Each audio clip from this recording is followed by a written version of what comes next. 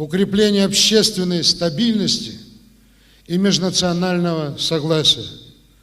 Убежден, что опыт, профессионализм и поддержка избирателей помогут вам успешно и плодотворно работать на благо республики и всей России.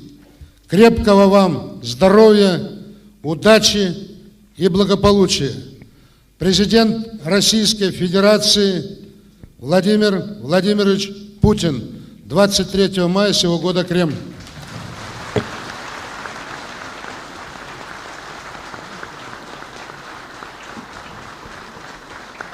Разрешите этот подарок вручить президенту.